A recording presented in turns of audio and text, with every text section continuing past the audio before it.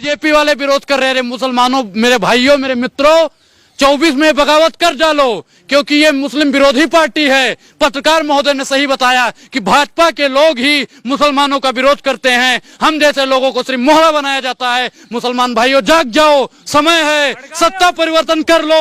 मैं नहीं भड़का रहा, जब आप लोग ही बता रहे हो कि भाजपा वाले कह रहे हैं मुसलमानों का विरोध करना है। तो बहाना था, सत्ता निशाना था आपका। बिल्कुल बिल्कुल भैया, जब सुनो, अरे सत्ता के दलाल लो, सुनो, आप जैसे चाटुकार पत्रकार उनकी दलाली कर रहे हो। दलाली मत करो। ये मुसलमानों को, भारत को बांटने की काम अगर कोई करेगी तो वर्तमान सरकार करेगी। जाग जाओ, अभी भी समय है। ये सिर्फ और सिर्फ नहीं, अभी पत्रकार महोदय ने सही बताया कि वो भाजपाई हैं। बहुत बढ़िया, आपका बहुत बहुत धन्यवाद पत्रकार महोदय, आपने हमारी अखियां खोल दी। और मैं तो कह रहा हूं कि भारत के 20% मुसलमान की आंख 24 में खुल जानी चाहिए और सत्ता परिवर्तन हो जाना चाहिए, ताकि ताकि ताकि देश में ऐसा कोई नेता ना आए जो हिंदू मुसलमान करके भारत के टुकड़े टुकड़े कर दे। भाजपा को कोई जरूरत नहीं है मुसलमानों की। अच्छा, तो फिर काहे गिरगिट की तरह रंग बदलते हैं? जिस राज्य में मुस्लिम बहुत संख्यक क्षेत्र है वहां पे जाके ऐसे रंग बदलते हैं, ऐसे रंग बदलते हैं महाराज। वहां पे तो ये मौलवी फकीर बन जाते हैं। हम तो कह रहे हैं कि जिस दिन सभी मुसलमान जाग गए ना, जिस दिन उन्होंने समझ लिया कि ये वर्तमान सरकार भारत के टुकड़े करने का काम करती है, उसी दिन ये मुल्क आजाद होगा। मोदी जी को कभी देखे हैं राहुल गांधी की तरह टोपी पहनते हुए? अच्छा नहीं, वो टोपी कभी नहीं पहने। भाई देखो, मैं स्वतंत्र हूँ, मैं आजाद हूँ। मैं चंदन लगाऊं या टोपी लगाऊं, ये मेरी आजादी है। बाध्य तो नहीं कर सकते हो ना किसी को। वो प्रधानमंत्री जी का पर्सनल मैटर है। वो टोपी लगाएं, घूम करते हैं, टोपी लगाएंगे। भाई अगर मैं टोपी लगा लूंगा तो क्या ब्रह्मांड डोलने लगेगा? मुसलमानों जाग जाओ, तो क्या 24 में प्रधानमंत्री मुसलमान बनेगा? भाई साहब, अगर ये वर्तमान सरकार कह रही है ना हिंदू खतरे में है, वर्तमान सरकार कह रही है ना हिंदू खतरे में है, तो हम तो बिल्कुल कहते हैं कि भैया भारत के संवैधानिक पद पर बैठा हुआ हर एक नागरिक हिंदू है। और फिर भी अगर हिंदू खतरे में है तो एक मौलाना को प्रधानमंत्री बना दीजिए, मुसलमान भी खतरे में आ जाएगा। मुसलमान देश चला लेगा? क्यों नहीं चला पाएगा? क्यों नहीं चला पाएगा? क्यों? मुसलमान प्रधानमंत्री बन जाएगा तो देश नहीं चलेगा। तो सनातनी को बर्दाश्त होगा? भैया सबको बर्दाश्त होगा, सबको बर्दाश्त होगा। आप एक्सेप्ट करेंगे अगर प्रधानमंत्री यहाँ का मुसलमान बन जाए तो आप एक्सेप्ट करेंगे? भाई देखो, जो संवैधानिक पद पे बैठ जाएगा वो हिंदू मुसलमान नहीं करेगा वर्तमान सरकार की तरह। जो अच्छा, अभी आपने ही बताया कि मुस्लिम विरोध, मुस्लिम है इसकी वजह से। मैंने कब कहा मुस्लिम है? अच्छा, अभी आपने क्या कहा? फिर से बोलिए पत्रकार महोदय, फिर से बोलिए। जो आपने थोड़ी भाजपा वाले कर रहे हैं तो और जो उन्होंने करा है भैया, मुसलमान का सीधा विरोध करें। तो मैं कह रहा हूं कि मुसलमान, एक एक मुसलमान 24 में इनको ईंट का जवाब पत्थर से दे। मैं नहीं भड़का रहा।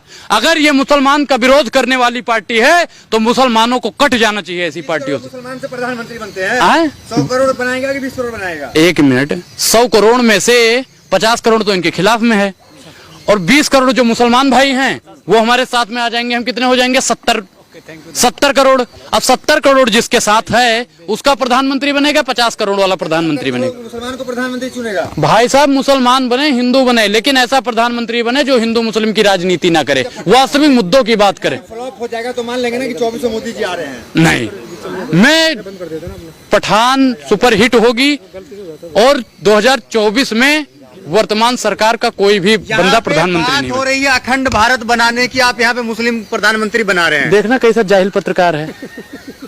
मेरा नाम जाहिद है। भाई साहब, ऐसा ये कह रहे हैं कि हिंदू, अभी आप लोग कहते हो हिंदू खतरे में है। 20% मुसलमान है और हम खतरे में हैं, तो अखंड भारत बन जाएगा तो पाकिस्तान वाले भी आएंगे, बांग्लादेश वाले भी आएंगे, अफगानिस्तान वाले भी आएंगे, जितने देश हैं सबके मुसलमान आ जाएंगे। तो भैया हिंदू मूतना भी बंद कर देगा। अगर मूतेगा भी तो मुसलमानों से पूछ पूछ के तो हम तो बहुत खतरे में आ जाएंगे। अखंड भारत नहीं चाहिए क्या? भैया हमें अखंड भारत नहीं चाहिए, क्योंकि अखंड भारत वर्तमान सरकार को भी नहीं चाहिए। वर्तमान सरकार को भी अखंड भारत नहीं चाहिए, क्योंकि जो 20% को नहीं झेल पा रहा है वो 80% को झेल पाएगा। 100% का तो सपना है ना कि भाई, 100 करोड़ का सपना है ना कि अखंड भारत बने। भाई अखंड भारत के, भाई मैं क्या कह रहा हूँ कि हिंदू अच्छे सच्चे से पूछोगे ना, वो कभी नहीं कहेगा अखंड भारत।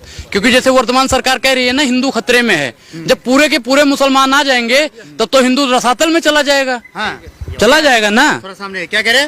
मैं कह रहा हूँ कि जब भैया अखंड भारत बनेगा तो ऐसा तो है नहीं कि मुसलमानों को खदेड़ दिया जाएगा। मुसलमान भी तो आएंगे इसी में, अखंड भारत में। और जब पूरे मुसलमान एकजुट हो जाएंगे, जब साथ में रहेंगे, तो बताइए कि हिंदू कहाँ चला जाएगा? हिंदू तो दब जाएगा ना, रसातल में चला जाएगा। आप लोग ही कहते हो कि हिंदू खतरे में है, फिर आप लोग ही कहते हो अखंड भारत बनाएंगे, हिंदू राष्ट्र बनाएंगे। कैसे? तो आप अखंड भारत के समर्थन में आप नहीं जाएंगे? भाई मैं नहीं मानता अखंड भारत बन ही नहीं सकता, हिंदू राष्ट्र बन ही नहीं सकता, बन ही नहीं सकता। मैं तो कहता हूँ अखंड राष्ट्र कैसे, अखंड भारत कैसे बनेगा बताओ? आपके पास कोई चारा है अखंड भारत बनाने को? अगर अखंड भारत बनाते हो तो मुसलमानों को कहाँ भेजोगे आप बताओ? लोग कह रहे हैं यहीं पर रहेंगे, सब मिलजुल कर रहेंगे। अच्छा 20% से परेशान हैं वर्तमान सरकार। मैं तो नहीं परेशान हूँ भाई, मैं तो कह रहा हूँ 120% हो जाएंगे, 1020% हो जाए। मुझे मुसलमानों से, हिंदुओं से, सिखों से, दलितों से किसी से कोई डर नहीं है, सब मेरे लिए भाई बराबर हैं।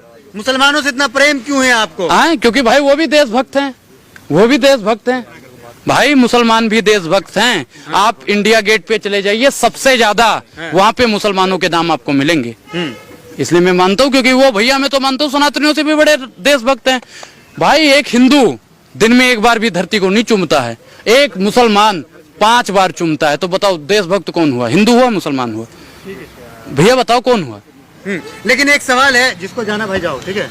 एक सवाल ये है कि जिस तरीके से आपने देखा होगा कि आपने कहा कि कल ही आपके इंटरव्यू में मैंने आपसे पूछा था, आप ये कह रहे थे एक तरफ जो है रंग को बांट दिया गया, अब भाषा को भी बांट रहे हैं, तो उसको आप किस तरीके से देखते हैं? भैया देखो, भाषा का उर्दू, ये कह रहे हैं ना कि उर्दू मुसलमानों का है जी, उर्दू हमारा है, मैं नहीं कहता मुसलमानों का है भाई। उर्दू और हिंदू बहन बहन है, समझ रहे हो ना? जैसे हम और आप भाई भाई हैं। भले ही आपके मन में कुछ रहे कि ये ब्राह्मण है, मुसलमान है, लेकिन मैं मानता हूँ ऐसा कि आप मेरे भाई बन सकते हो। हम तो कह रहे हैं कि आप हमारे साथ मंदिर में चल के नमाज पढ़िए, हम आपके साथ मस्जिद में बैठ के हनुमान चालीसा पढ़ेंगे। मंदिर में चले जाए, मेरे साथ चलो ना भैया। हम तो कह रहे हैं आपके साथ, आपकी मस्जिद में मैं बैठ के हनुमान चालीसा, सुंदरकांड, रामचरितमानस पढ़ूंगा। चलिए, अगर आपको दिक्कत है, आप कह रहे हो ना कि किस मैं चल रहा हूँ आपके साथ, चलो भैया। अखंड भारत बन ही नहीं सकता, अखंड भारत बन ही नहीं सकता। मुझे पता नहीं है क्या, मैं 4 दलालों के कहने से मान जाऊंगा कि हिंदू राष्ट्र बन जाएगा या अखंड भारत बन जाएगा? मैं ऐसे किसी भी राजनीतिक बहकावे में आने वाला नहीं हूँ। तैयारी चल रही है हिंदू राष्ट्र बनाने का। गजवा हिंद लागू हो जाए, मुस्लिम राष्ट्र बना दिया जाए। नहीं, बिल्कुल नहीं, बिल्कुल नहीं। तो मुसलमान तो कह रहे कि हम मुगलों के वंशज, हम तलवार के दम पर राज करेंगे। कभी नहीं, ये ऐसा संभव नहीं है, ये ऐसा संभव नहीं है। संविधान से देश चलेगा।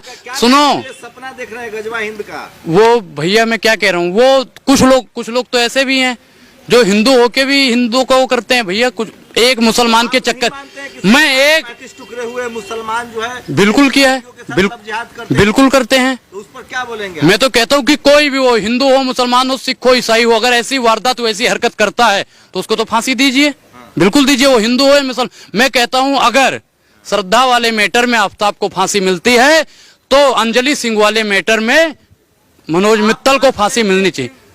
मुसलमानों के कुछ गुट हैं, वो विदेश से पैसा लेकर बिल्कुल बिल्कुल बिल्कुल बिल्कुल भैया, सबके पीछे एक संगठन का ही हाथ होता है। जो लोग दलाली करते हैं, ठान पठान नहीं चलने देंगे, हिंदू राष्ट्र बनाएंगे, उनके भी पीछे कहीं से कहीं फंडिंग आ रही होगी। तो गजवा हिंद के पीछे कौन है? कुछ लोग होंगे भैया, मैं देखो किसी का नाम नहीं जानता कि भैया यही लोग होंगे, लेकिन कुछ लोग तो जरूर है। को बंद कर दिया गया है, उसका भी सही है, सही है, बंद, ऐसा बंद होना चाहिए, बिल्कुल बंद होना चाहिए। और आरएसएस बंद होना चाहिए कि नहीं? भाई देखो, अगर वो सही है तो चलना चाहिए, अगर गलत है तो बंद होना चाहिए। वो सुनो, आरएसएस सही है गलत है? भाई देखो, वो पटेल ने आरएसएस को बैन किया था, गांधी की हत्या का आरोप है उस पर। ठीक है, 1 मिनट, अब आपका मैं जवाब दूं? अरे मैं कोई अंग संग में नहीं था, जबान संभाल के बात कीजिए पत्रकार महोदय। धक्के मार के निकाला है। अच्छा, तो आपको भी पीएफआई वाले ने या गजवा हिंदू वालों ने धक्का मार के निकाला होगा, तभी माइक लेके 300 रुपए का माइक लेके नाच रहे हो।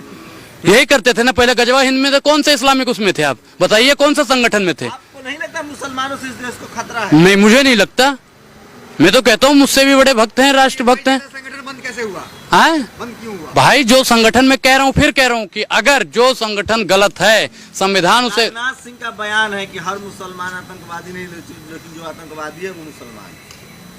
देखो वो उनका पर्सनल होगा भाई, मैं उस पर हस्तक्षेप नहीं डालना चाहता, लेकिन मेरे हिसाब से देखा जाए, मैं अपने हिसाब से देखता हूँ तो भाई मुसलमान मुझसे भी ज्यादा बड़ा राष्ट्रभक्त है, मैं ये बात मानता हूँ। बड़ा राष्ट्रभक्त भाई हम दिन में एक बार भी नहीं चूमते हैं धरती को, और वो दिन में 5 वक्त की नमाज करता है, तो मुझसे बड़ा राष्ट्रभक्त हुआ नहीं हुआ? गजवा हिंद लागू करना चाहता इस्लामिक राष्ट्र बने भारत। अच्छा, किसने? ओवैसी ने बयान दिया है ये बात?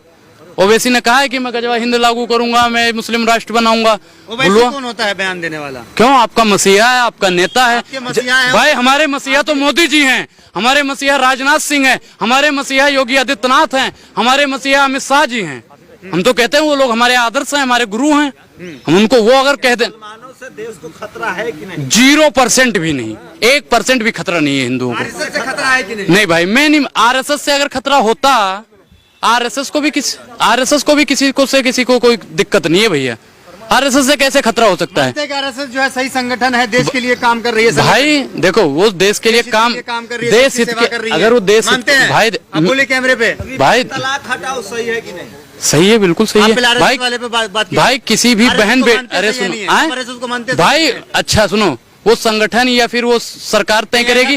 सरकार ने सवाल पूछा कि पहले आप आरएसएस में सरकार सुनो, वो सरकार तय करेगी, मैं तय करने वाला कोई नहीं हूँ, वो सरकार तय करेगी।